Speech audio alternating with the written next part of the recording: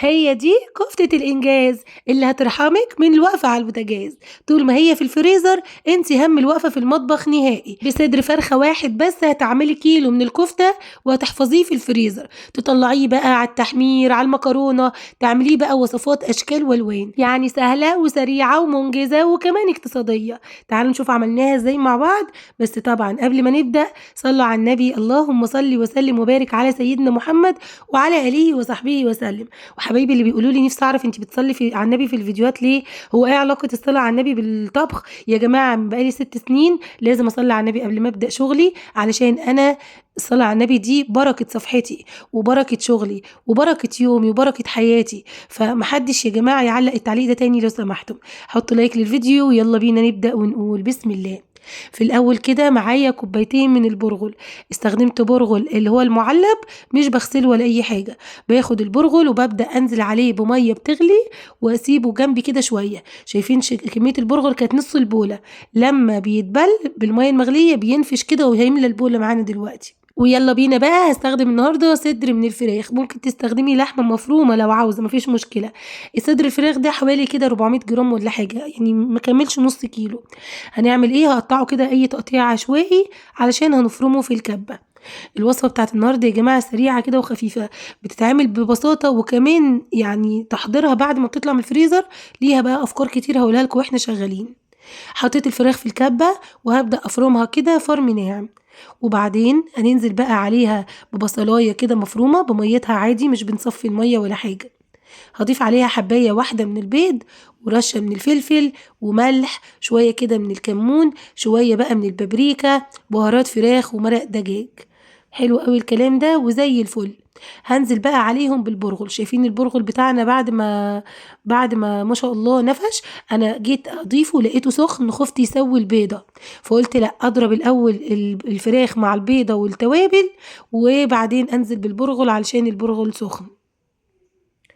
بُصّوا بقى يا حبايبي، بعد كده ننزل بقى بالبرغل بتاعنا، الناس بقى اللي هيقولوا لي: "يا حورية كمية البرغل كتيرة." والله يا جماعة في كفتة صيامي بالبرغل بس، حبايبي اللي عارفين كفتة البرغل يكتبوا لي في الكومنتات، يعني أنا أصلًا ضايفة صدر الفرخة ده مجرد إنه يطعّم ويدّينا قيمة غذائية ويعلّي التيست معانا، لكن أصلًا في كفتة بتتعمل أصلًا بالبرغل فقط من غير ولا فراخ ولا لحمة ولا أي حاجة، فما تقلقوش طعمها بيكون لذيذ أوي.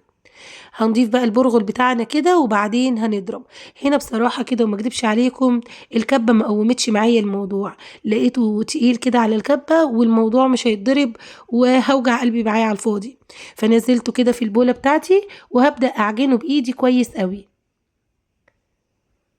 هنستخدم بقى إيدينا ونعجنه كده زي كأننا بالضبط بنعجن عجينة، عاوزة أخلّيه كلّه يكون قطعة واحدة. هو أنا هنا كنت متمسكة بآخر فتفوتة في الكبة. معاها حتى الموت. بُصّوا بقى هنا عملت عجنت الكفتة بتاعتي لحد بقى ما أقوّمها بقى بالشكل اللي هتشوفوه ده، ما شاء الله بُصّوا متماسكة كده وأمّا نكوّرها بتتكوّر وتمام أوي. هنبِل بقى إيدينا مَيّة ودي معلومة مني يا جماعة، أي حاجة بتصبّعوها أو بتشكّلوها أي نوع كفتة، برجر، أي حاجة، استخدموا المَيّة ما تستخدموش الزيت. بِلّوا إيديكم مَيّة كده واستخدموه بيكون هايل أوي وممتاز ما شاء الله.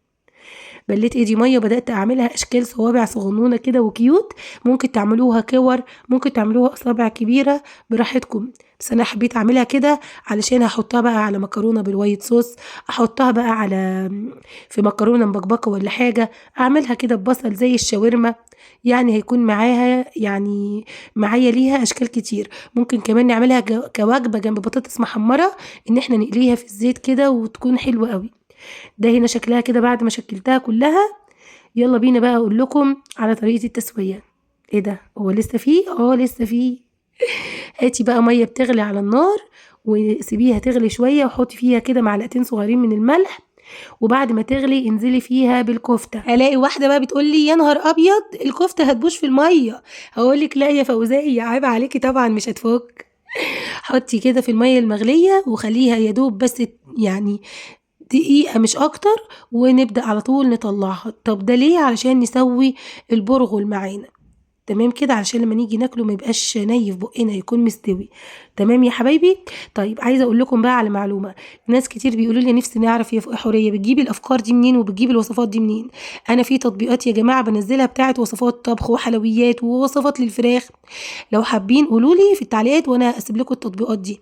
انا عندي تطبيق دلوقتي اسمه اكلات شعبيه، حلو قوي، بس من غير نت، يعني بتحمليه بس بالنت اول مره كده، وبعدين بيفضل عندك بقى على طول من غير نت. طيب هاسيبه لكم في التعليقات، حاضر أنا عارفة. بصوا بقى، باجيب الكفتة وبابدأ أفرشها في صاجين كده، علشان لما أجمدها في الفريزر تطلع معايا مفرفطة بالمنظر ده. ده اللي أنا باكون محتاجاه في أي وصفة كفتة أو ستريبس أو أي مصنعات بعملها. لازم تفرزيها الأول منفردة كده، علشان لما تيجي تشيليها في الفريزر وتيجي تستخدميها ما تكونش كتلة واحدة. يعني هي لو مفرفطة كده وحطيتيها في أكياس أو حطيتيها في علب أو أي حاجة، في الآخر خالص لما تيجي تطلعي منها وتاخدي منها هتلاقيها مفرفطة. لكن لو حطاها بقى كلها على بعضها قبل ما تتلج، يعني ما وعدكيش هتلاقيها كلها كتلة واحدة، ومش بعيد تتهري منك وهي بتستوي. يلا بينا بقى نقول مع بعض الدعاء. اللهم يا مسهل الشديد، ويا ملين الحديد، ويا منجز الوعيد، ويا من هو كل يوم في أمر جديد، اخرجنا من حلق الضيق إلى أوسع الطريق، بك ندفع ما لا نطيق، ولا حول ولا قوة إلا بالله العلي العظيم. وصلى اللهم وسلم على سيدنا محمد وعلى آله وصحبه وسلم.